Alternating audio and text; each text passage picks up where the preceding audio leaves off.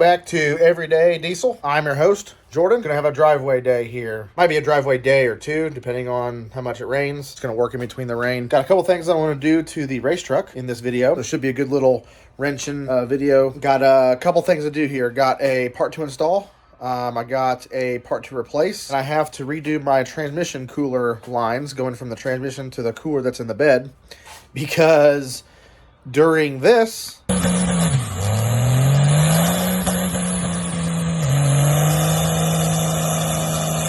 well, I sort of can't fucking stop now. But I never go to the store.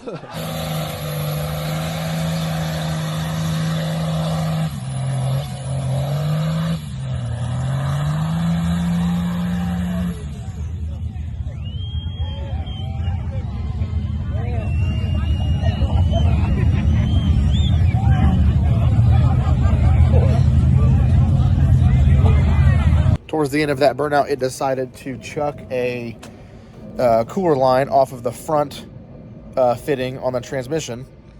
And luckily it was right at the end. The truck shut off. It like vapor locked. VP44s do that. I let off the throttle after doing that long burnout, and it just died. Wouldn't fire back up. But luckily it did, because I had no idea. Got out, and there was about 50-foot line of transmission fluid and then a puddle underneath the truck. Really only lost 2 or 3 quarts. So the type of fittings and line that I have used on everything from fuel system components to the transmission core lines are, they're Vibrant AN fittings, and they are the push lock style, which I've always had really good luck with. Use them pretty much everywhere. I know a lot of guys do like an actual crimp. I believe that is the type of fitting that I'm going to change to this winter so that I don't have this problem again. Very lucky that this happened during a local burnout contest and not on the drag strip, so I wasn't that guy. You can kind of see the cracks in that fitting.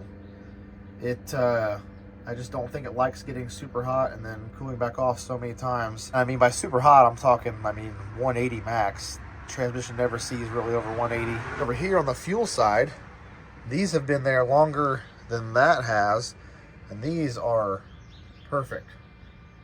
A little dirty, but perfect. There's no cracking, no signs of anything. They sit out here in the sun.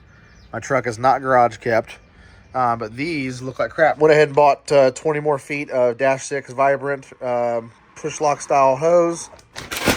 So gonna do that. Going to install this nice trim ring here for the hood stack. So I found this company called Monkey Fab, and they make like just exhaust rings and all kinds of stuff. And I've always had this little ring here, which is fine. They make this in polished stainless. I even got it engraved, Everyday Diesel. So that's pretty cool in 2 spots. I think it's like 2.5 inches or so. So I'm gonna do that.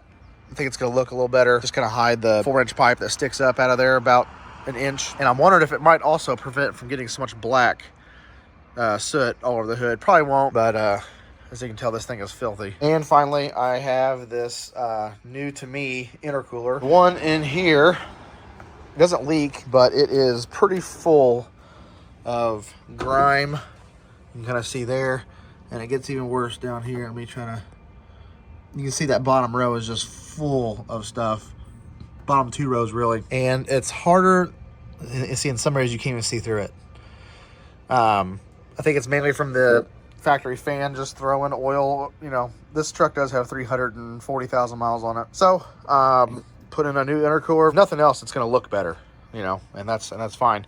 Shout out to Jordan Jackson for he's the 2nd gen parts king, and he helped me with that intercooler among other things for this truck. So all right, let's get busy.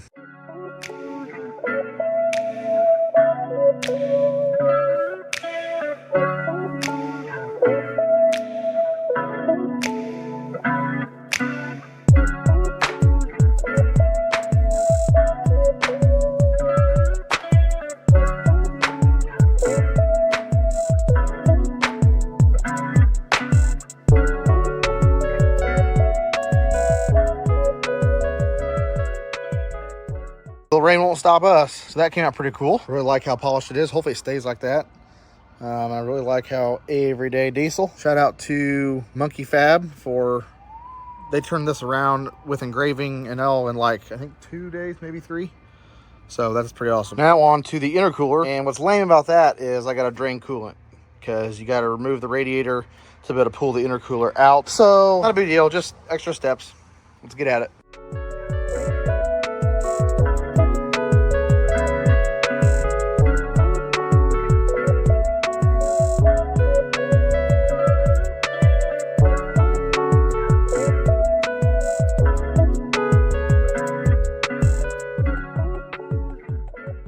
Here's where we are. Don't mind how disgusting this thing is. Old intercooler out. There's the radiator. I'm gonna clean some stuff up here and basically just get this new intercooler thrown in.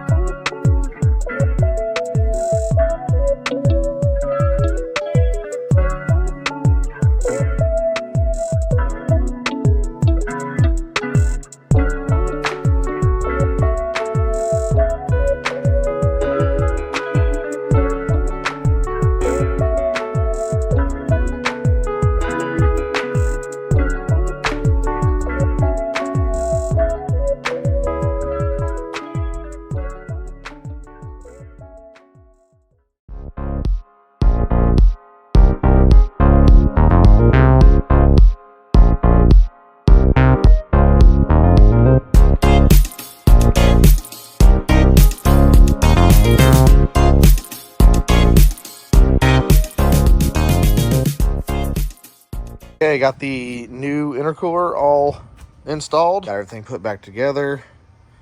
Still got a little bit of coolant to put back in it, but yeah, nothing crazy about this. Just here's the old intercooler, and it's just grimy. So it was nice to be able to grab this for what I did, and should be good to go. Now I'm gonna move on to these transmission cooler lines. Get these done. Managed to get all the transmission lines redone. New fittings, all new line. Got these nice aluminum clamps just to kind of tie it all together. Try to minimize the zip tie usage. I'm also going to get some for those and for down here and for over here, just to make this stuff a little bit nicer. But all that's done. Only lost a little bit of fluid. Gonna finish up topping off the coolant, make sure that the transmission is full and ready to go. And after that, it'll be ready to go racing. So just like that, quick little weekend in the driveway. Got some wrenching done on the race truck. Hope you like this one. Hit the like button, hit the subscribe button. Thanks for watching.